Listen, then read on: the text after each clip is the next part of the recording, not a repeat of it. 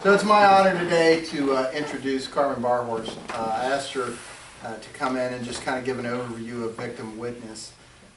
If you're not familiar with victim witness in Miami County, it's a tremendous asset, and I can tell you in over, well, I just did the over the hill, 30 years of law enforcement. Most of the time, when I did death notifications and went and talked to families, I did it by myself, or I may drag some poor trooper that has a little experience in it and bring them along so that they can get some experience on how to do it, because quite honestly in the academy the training was pretty much good luck, go with God, and you work your way through it, right? So we're pretty blessed in Miami County that we've got some professionals that when we're faced with a situation like that, and I won't steal all of Carmen's thunder because there's other situations in which they respond, obviously. But I can tell you it's a tremendous asset to rely on them, to have them meet, not necessarily me because I've unfortunately got a great deal of experience in it, but a lot of my younger officers, they don't. And they just don't know how to really get through it. It's pretty difficult. And to be able to call upon the professionals to be there and to help the family through this difficult time, just a tremendous asset. And then they also do some other great things I'm sure she'll talk about. So I won't take up any of your time. She said she doesn't want to stand, so she's going to have to. Can she slide over? Can you still pick her up? I can stand if I need to. No, I mean, you can slide over. I've just never been accused of having an indoor voice. I mean, I've always had an outdoor voice, so I'm sure you're not going to have problems. Carmen Barhorst, everybody. Tell them they did stand. Okay, you're fine. Well, like Joe said, I'm with Miami County Victim Witness. We are a program derived out of the Miami County Prosecutor's Office. I've been with Victim Witness for 13 years, almost 13 years now. I've been director for 8. Our office consists of 4 full-time advocates, including myself, and we have a full-time therapist on our staff available to crime victims, their families, direct and indirect victims, and I'll get into that. But it's a good program, and we're lucky that we are able to do this for the citizens of Miami County. We will do pretty much anything that we're asked to do. We're on call. There's somebody from my office on call 24/7, 365 days a year, for local law enforcement, hospitals, anything big that happens that involves a victim. Any kind of a crime. We do a lot of death notifications, like Joe said.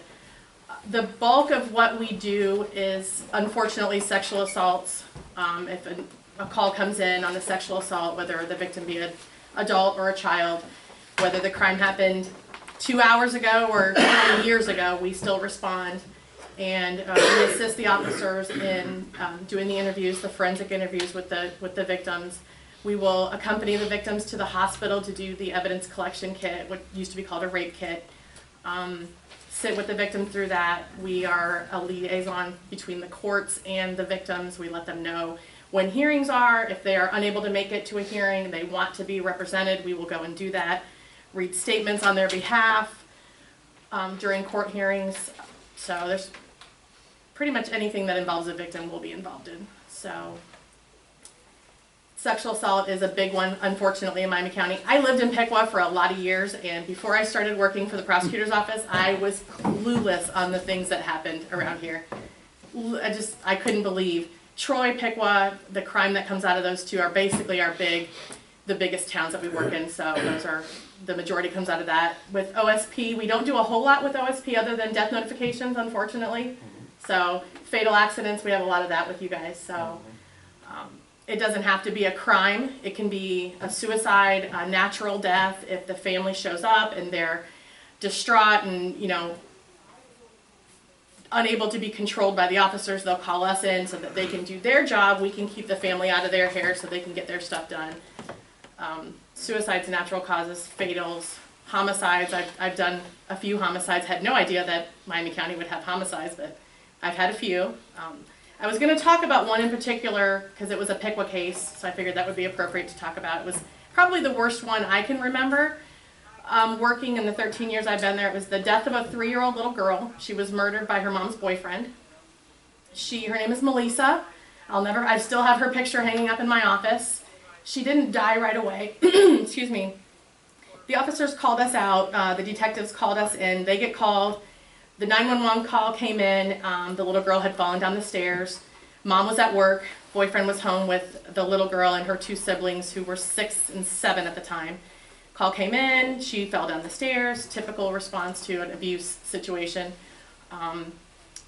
They rushed her to Children's. She was completely brain dead immediately. And we get called in the next day. It was Detective Weber had called me in and he said, Carmen, you better get in here because I am going to lose my job if you don't, because I'm going to slap this mom across the face if you don't get in here soon. So another advocate and myself, we responded to Children's where we saw Melissa and her mom and I believe one of her aunts was there too, but mom was the typical, not what I thought was typical then. I see it as typical now, unfortunately, but she wasn't real concerned with her daughter. She was more concerned about when Steve Baker was going to get there to interview her so she could be on the news, and she had to go downstairs and get a pop. And so there was another advocate from my office there and an advocate from Children's Services, and we sat around a big table kind of like this up in one of the conference rooms at the hospital. We were talking to Mom and getting some information from her, and she had a black eye, and we knew that the police had been called to her house on that previous Sunday, which was about 4 or 5 days prior, and he was beating on her too, and she felt that it was okay to leave her 3 kids home alone with him while she went to work. So she, needless to say, didn't get charged, and that ended up going to a full-blown trial, and we won only because, and I say this very proudly, the 6-year-old and 7-year-old both testified against him in court, and they won that trial for us, hands down, without a doubt.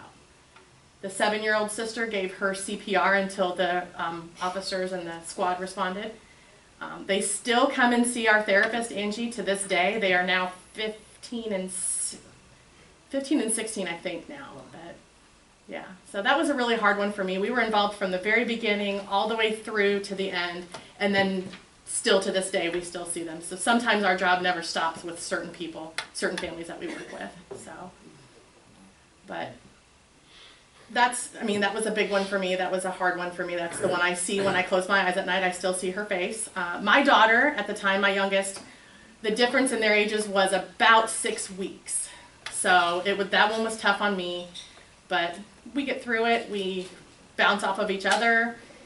There's certain things that we do on certain different calls that seem unorthodox. I have given a dog a bath before on a death notification. We have vacuumed, made coffee, whatever we can do at that particular moment to make that horrible moment for that person just a little bit better. That's what we do. So I had a lady that her husband had a heart attack on his way home from work, and this might have been yours, on 75. Car went off the road, landed in what is now, I believe, the movie theater here in Piqua, and we had to go do the notification with her in Troy, and her mom had to come. We had to wait. We stay with them, don't leave them until a support person gets there to be with them, and her mom was coming from Indiana, so she had to vacuum the house and get the house clean. And if, I take it her mom's a lot like my mom. There's 2 different types of cleaning. There's normal cleaning, and then there's cleaning when my mom's coming to town. So totally different things. So I get that. So we were vacuuming, and we made coffee, and we just do whatever we can do at that moment to make that terrible time a little bit better for them. So but that's pretty much what we do. How far do you travel? You said Children's. So. Well, in a situation like that, we will go to an out-of-the-county hospital. Children's is usually the only one we go to. Miami Valley a couple of times, but we're within Miami County. The call-outs, the law enforcement that we work with is within Miami County. Although, I guess I shouldn't say that, when the shooting happened down at Ned Pepper's, I got a call at 4 o'clock in the morning from the crisis response team, which I'm a member of. They call and say, we've got people everywhere. The Montgomery County Victim Witness Director called me and said, do you have anybody available? So several of us responded down there that night. So we are able to go and do other things outside of our county, but predominantly we're inside our county. How many of you are there in Miami County? There's 4 full-time advocates in my office, including myself. That's plus probably our not therapist. enough, right? Not nearly enough sometimes. It comes and goes, and Joe can attest to that. We're on call a week at a time. Like we have, each advocate, all four of us have a week at a time. So it's usually, we have 1 week on, 3 weeks off. I will get called out as a director. I'll get called out on all homicides, whether I'm on call or not. Any death of a child, I would get called out on something like that as well. But 24/7, usually Monday morning at 8 o'clock to Monday morning at 8 o'clock, that one advocate is on call. If multiple calls come in, obviously we, back each other up and do what we need to do. We have 7 volunteers that also go out on calls for us. We have 2 male volunteers. That was kind of a touchy situation. I can't really send them out on a female sexual assault victim, but when we have male sexual assault victims, which we do, they're a godsend to have go out, and they're wonderful. So. But yeah, I mean, questions just, throw them at me, that's fine, because I know that's kind of a hard thing to just, when somebody says, you need to describe your job, well, that could take all day or it could take 5 minutes, it just depends on the situation, but. Do you work closely with the Miami County Family Abuse Shelter? Very closely, yes. There are things that they can do for us that we can't do. Civil protection orders, anything that is on the civil side of something, we are not allowed to touch because we work for the prosecutor's office. And we're on the criminal side of it. So there's things that those ladies can't do that we can do, and there's things that they can do that we can't touch. So we kind of work hand in hand with each other on that stuff. So you work through the prosecutor's office. Is there specific funding, grant funding, or is it just through their budget, or how's that? Yep, we have our budget.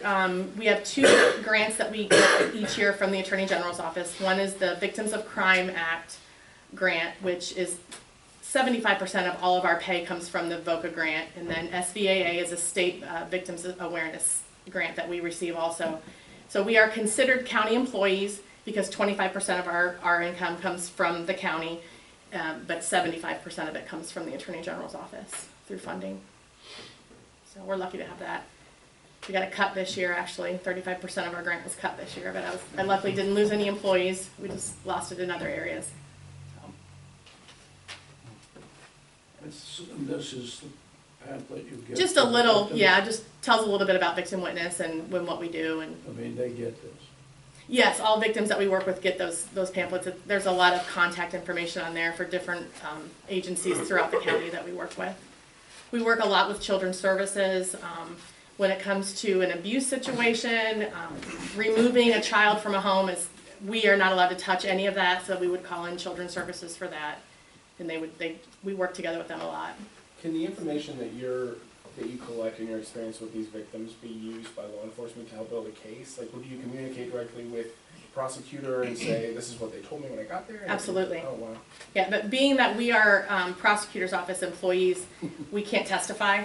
Okay. So a lot of times a defense attorney will try and subpoena us to testify because we were there for the forensic interview, and those usually get quashed, and because we're a direct product of the prosecutor's office, so Sure, we can't. You've got a vested interest in it or something. Mhm. Though you're not compensated by victories in a courtroom, I don't know why that would matter, but I understand. Yeah, That's heavy work that you're doing. It's so heavy. Appreciate you doing it's rewarding. It really is. A lot of times, how do you do your job? And a lot of times it is hard. It's very hard, but the reward it outweighs it. To see the bad guy get handcuffed and sent off to prison is always a good day. So how do you guys, you and your team, deal with to extend that, to deal with the emotional part of that? For Because us? That beats you to death to deal with that. Now, I get the reward side, but it's gotta be mentally exhausting to take that home every day. It absolutely is. So, I mean, do you guys have outlets for yourselves? We do. Again, our therapist in our office, she's not one that goes out on calls. She is just there for therapy for the victims, for the extended victims, which would be the families, friends, loved ones of, somebody. But we also, it's nothing for us to just walk into Angie's office and close the door and say, I need some time out, and she'll just talk to us or let us vent on it. We vent with each other.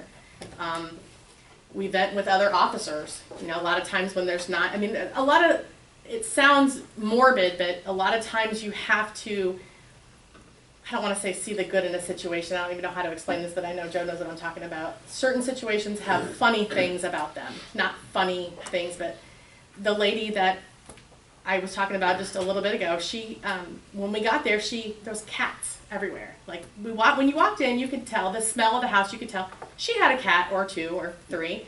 She had 70 cats.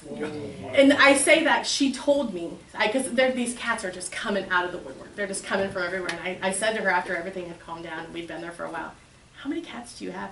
She said, I have 40 inside and 30 outside. And they all have a name, and they all have a personality. And so that's kind of a funny thing that we can tell after the fact. Just little things like that, that's kind of how we bounce off of it. So. Does it seem like there's less value on human life today? I think of that situation up in Fort Jefferson, where that coach shot her husband, I think. It just seems like there's no value on human life anymore. That is absolutely correct. Like I said, I've been here since I was 16 years old, and I was clueless as to what was going on around me until I started doing what I do. And it's amazing what we as human beings will do to one another. It's crazy. But yes, I agree. That has really been something that slapped me upside the head a couple of times. Now, you're not involved with witness protection, are you? Not at all. Okay. No, a lot of people confuse that, but no, not at all. We work with victims of crime and witnesses to crime. A lot of times if somebody witnesses a terrible crime, we'll deal with them as far as getting them in to talk to the prosecutors, doing trial preparations, even therapy for them. I mean, it's extended, and there's never a cost for our therapist. She's right there in our office at the safety building, and it's open to anybody we've dealt with on call-outs. And it doesn't have to be right now. 6 months from the time a call comes in, if this lady calls me and says, hey, Carmen, remember me? Yes, of course I remember you. Come on in, I'll get it going for you. It doesn't expire. So. From your perspective, I mean, you work with all of these departments, kind of, so the child protective services, the police, you've got all these. Where do you see the biggest need in Miami County for additional resources? I mean, they're probably all underfunded, I would venture to guess. Is there a specific area that you think our county would benefit from having additional resources in one of these departments? I would probably, from my experience, I would have to say probably the abuse shelter could use a lot, because there's so many things that they can house people, and women and children, and they take somebody in and they've got nothing. So clothing and food supplies, that kind of thing. I think the abuse shelter does such an array of things that they need more resources than any of the rest of us. Children's services is the same way. I would say those two would be my top list on my list. So like you primarily work with the adults, but what's it like with the youth and the schools in the area? How closely do you work with schools and stuff like that? Whenever there's a victim of a crime, whether that victim is an adult or a child, we respond. We've responded to schools before, police departments, hospitals. It doesn't matter where. Crime scenes, we've reported to crime scenes before. Schools, we're in contact with the principals and the counselors, and if something comes in, like say a student comes forward and tells, and Tony can attest to this, I'm sure that students will come forward and say, so-and-so abused me or sexually assaulted me last night. They will usually, being mandated reporters, they call the police, then they usually call us. So we will meet at the schools and talk. It just depends on the situation. But we don't mostly work with adults. Actually, most of the people we work with are kids, unfortunately. I suppose you do run into some false claims, All the time. and so you have a little bit of discernment of something You learn. killed her to report to the prosecutor. Oh yeah, most definitely. A lot of the officers can tell fairly quickly when somebody's lying, when a victim is coming forward and saying something that's not true or making a false allegation. We can usually, after sitting through so many of these interviews, I can't say you can always tell because you can't. We've all been fooled, but that happens more than it doesn't, actually. A lot of the cases that we get, brought to us are so-and-so got mad at her boyfriend, so she's going to cry this, or it's, and it makes it hard for the true victims that have to jump through hoops to prove their case because of all the false allegations that come forward. So we had a young boy in Dayton, Dakota, that some mistakes made somewhere. If Children's Services had not gotten involved, would you have another way that you could deal with it to help that little boy? Or Legally, no. We can't do anything. We've got to respond. We've got to count on the Children's Services to do what they do. There's things that we can't legally do. There's things that the criminal prosecutors can't legally do. There is an attorney on staff in Tony's office that does just Children's Services work. So we do have a full-time prosecutor on staff that does solely Children's Services work. So the case with the little girl that I spoke about, Children's Services had been involved with that family multiple times, and now we have a dead 3-year-old. So there was a lot of bad publicity, I think, for Children's Services. But again, their hands are tied somewhat as well. We have to almost prove deadly force before we can do anything to remove any child from a house. It's difficult to do. Removing a child from a house is a very difficult thing to do legally. So. I know Miami County didn't have anything to do with it, but this tragic situation in Dayton, it appears Children's Services didn't do anything. Yeah. And I agree, that was my first thought as well when I saw it, but we don't, I've thought that about our own Children's Services as well. Until you get involved into the behind the scenes, there's things that we just don't know. There's things that the news doesn't report. Maybe, mom was not cooperative in saying, no, nothing's happening to this child's not being abused, Well, in that case, there wasn't the mom was in Wisconsin or Right. Michigan or something. Right. But it seemed like there were numerous calls from third parties. A lot of people teachers. dropped the ball in that case. I agree. I don't disagree with that. We'll know the whole story at some Right. point. I hope. And I try to open myself up to that too. I don't know the whole story. I don't know everybody's, backside of it. So I try not to judge. It's hard not to do sometimes though. Really hard. And I agree with that.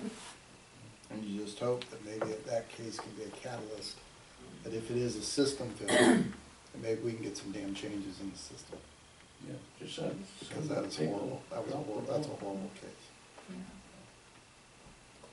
You want to talk about your your candlelight service? Yep. Every year in December we used to call it the Homicide Memorial. I hate to call it that anymore because it's not just homicide victims that attend this. It's anybody that we've worked with throughout the year, and then years past.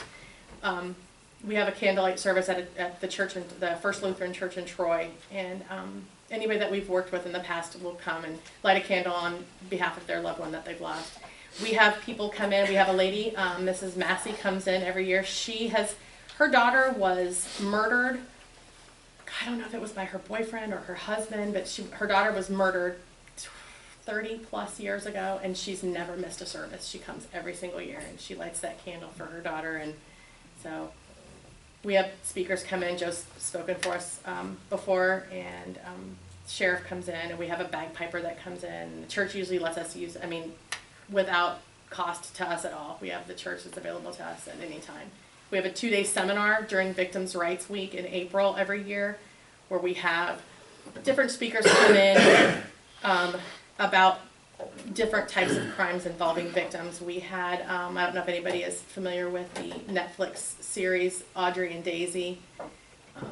It's a sexual assault story.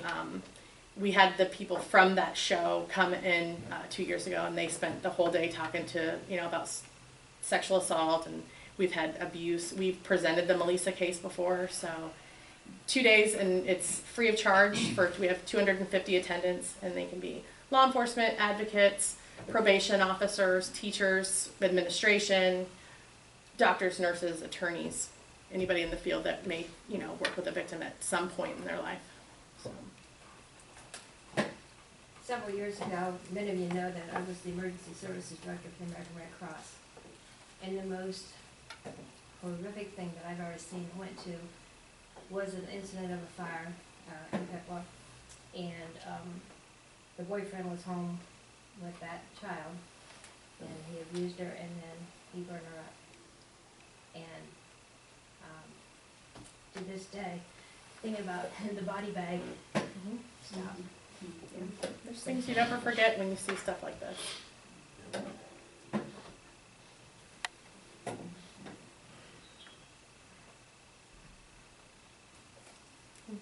All right. Questions, Any anything? more questions? She's a Pickle kid. She does great work. Her team's really great. They work, they come into the schools and do things for us too. Presentations for kids, teachers, so it's, like I said, I don't know, you can't find people that can do that work day in and day out without it takes special people, so, thank you. Thanks, Tony. Thank you.